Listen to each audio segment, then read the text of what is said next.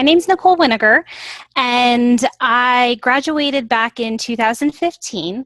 So I'm fairly a newer coach, certified with CPC as well as ELIMP.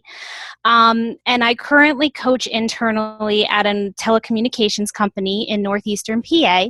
So I'm their director for training and development, and I also coach all of their leadership staff and future leaders looking to get into leadership. I also have a side business coaching leaders and coaches to be fearlessly authentic when they show up in leadership. So they're going after conquering their greatest aspirations. So I also do that as a side business as well.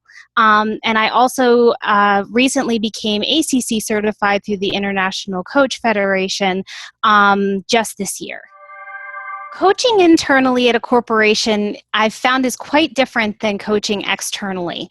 When you go through the program with iPEC, they talk a lot about finding your niche and different things like that, business building and stuff like that. But when you actually are an internal coach, you don't have to worry about finding your niche. You don't have to worry about business building. But there's quite a few different challenges that I encountered as being an internal coach.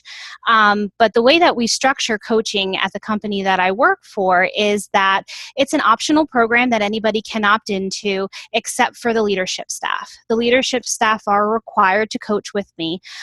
They coach with me once a month, but they are able to do more often if they'd like. So they coach with me once a month. They currently, about half of them decided to do the energy leadership debrief, where they kind of had to pay for that themselves if they wanted to do that. So a lot of them did opt into it and some of them didn't.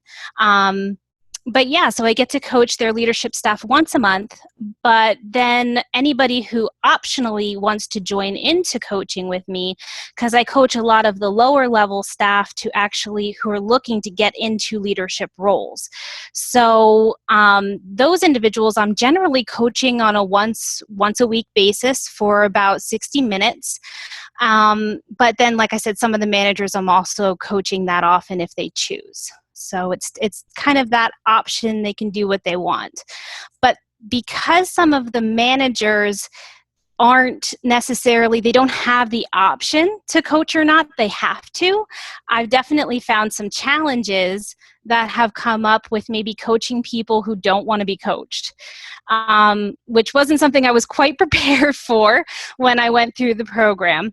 But I've definitely found my niche in trying to get people who aren't quite bought into coaching to buy into it, because it's just a matter of saying, well, you have 60 minutes with me. What do you want to do with that 60 minutes? It's completely your choice.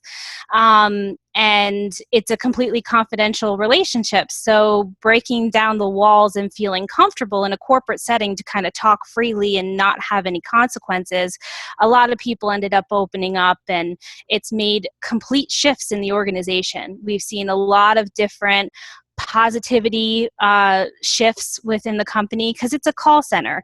So they're getting yelled at quite often by customers, so it can be a negative environment on occasion.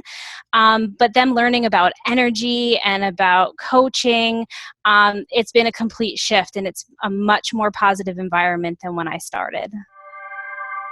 Once somebody breaks through that wall of coaching, they kind of say, oh, and some of what I've come across with the people who were closed off to coaching was just that they didn't quite know what coaching was about. In other organizations that they maybe worked at previous to coming to where I currently work, coaching was viewed as kind of a negative thing. It was more performance review. These are all the things you're doing wrong. This is what you have to do better. Mm-hmm. And that's not coaching at all. So it was about reframing and helping educate them to, this is actually what I'm doing, and it's quite different than what you've experienced before. And that's usually when they start to be like, oh, it's not so intimidating. You're not here to tell me everything I'm doing wrong. and that I'm really there to listen to them and help them succeed, and they definitely open up a little bit more.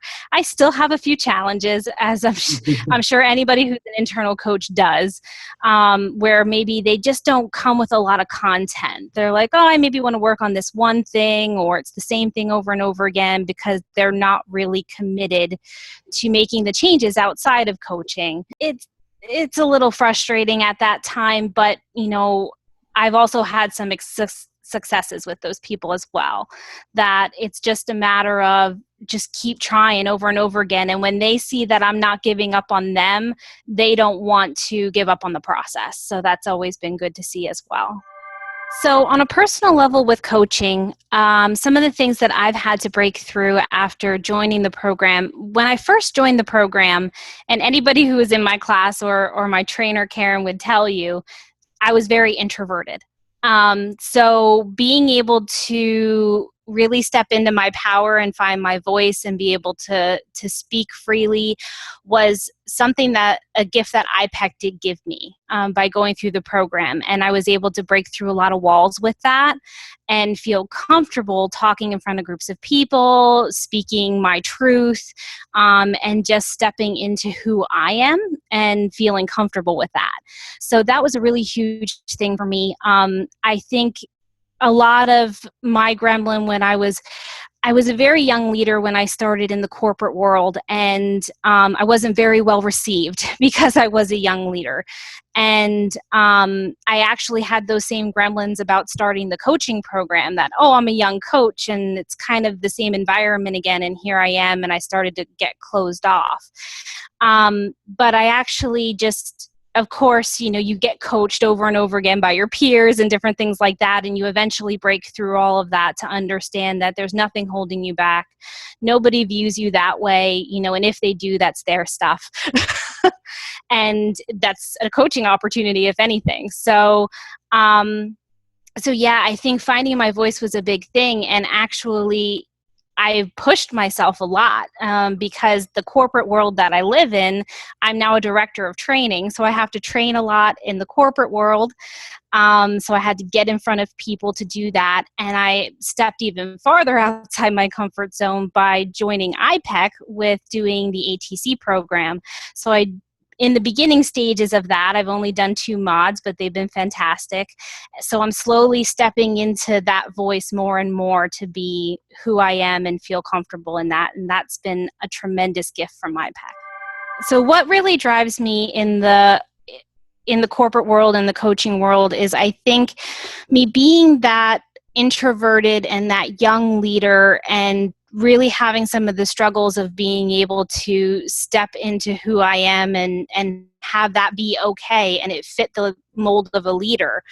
One of my motivators is to take that potential talent that somebody maybe doesn't necessarily see in themselves, just like I had, and foster that development in them so they can really step into being the leader or the coach that they want to be.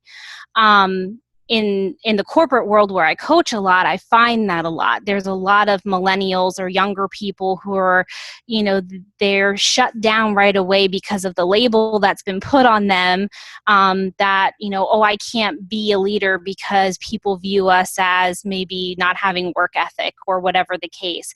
And even the baby boomers who I coach, they think that they can't step into a new role because they're not tech savvy enough.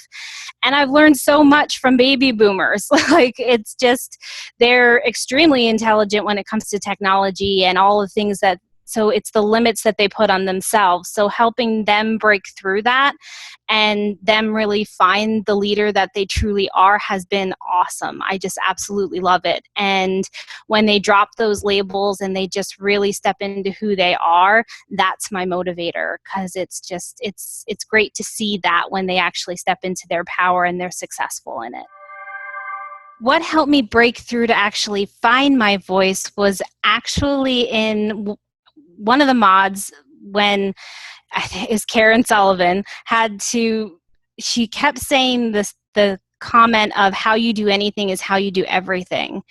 And that rang so true for me. And of course the E-Factor game, that was a, kind of hard, one to take, because how I was showing up, it was just such a clear picture that, it was holding me back in so many avenues of my life. That one statement there really put the mirror to my face to say, that's not how I want to show up. And I want to break through from that. So when I got to work, I posted that statement up on my whiteboard at work. I had it everywhere that you could possibly imagine. I'm surprised I don't have it tattooed on me yet. But because that's what drives me. And every time I feel myself taking steps backwards, I think about that. If I'm doing this here, I'm doing it everywhere. And that completely goes against what I want to do.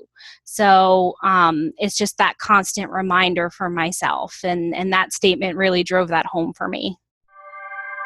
My success formula for being able to be an internal coach as well as have the side business that I run is definitely a time management game. Figuring out time management as to what works for me and not overwhelming myself is a really big thing.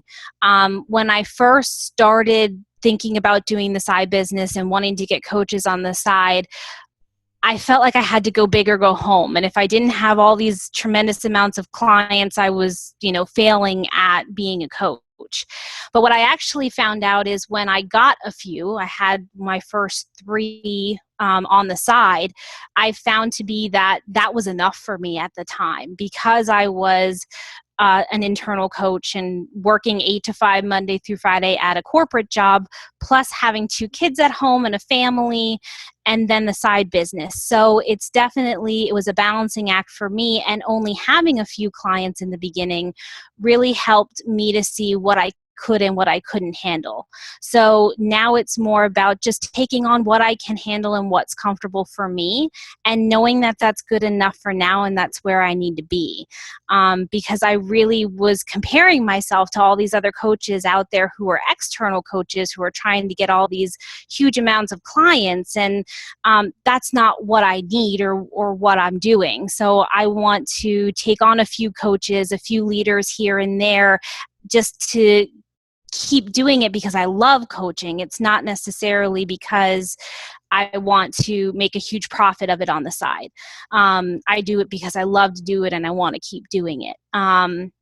So yeah, that was definitely my success formula, was time management and finding what was comfortable for me, what was the right number of clients, and not overextending myself, and not comparing myself to others was a huge thing. So my words of wisdom, if you're going to coach internally at a corporation, is definitely to be patient and trust the process. When you're an internal coach, like I said, you do definitely sometimes get handed people who don't want to coach, who maybe aren't open to the process, who need to be educated a little bit more, where, normally with coaching, we're just saying, they're doing all the work. But on the internal level, we maybe have to educate just a little bit so they understand what coaching really is, and to make an open, successful coaching relationship first. So to be patient with that process, and also just to really, truly trust the principle that everybody has the answers inside of them, because they truly do. But I think in corporate, we're so used to fixing people. We're so used to saying, hey, this is how you do this. This is how I've done it in the past. Because as leaders in the corporate world, most of us got into leadership to help people, or to tell the people what to do and how to do it. So I think it's more reprogramming yourself a little bit to really trust that they have the answers, and to trust the coaching process, and have coaching become a part of who you are and a part of your language, so it's just flawless and you're patient with that process as you go along. Because internally, it can be definitely a struggle when you have some of those people who don't want to be coached, but you can break through. It is possible. You just have to be patient and keep at it. If there's anything else that I would really want coaches to know, that are newer coaches who are getting out there, is that there's so much pressure I think feeling like you have to find your niche and you have to be this huge successful coach and all of these things that you have in your mind. But the most important part of coaching is just to get out there and coach people and just keep doing it. And even in everyday conversations, to make it a part of your language, because the more and more you do that, the more and more people are going to want it. They're going to want to keep hearing from you, and everything's going to fall into place naturally for you when you do that. When you have so much pressure of trying to build a business and trying to find your niche and market to people, I think sometimes the coaching itself gets lost. And that's the most important part. So make sure to just keep that close to you and make sure that you're continuing to practice that.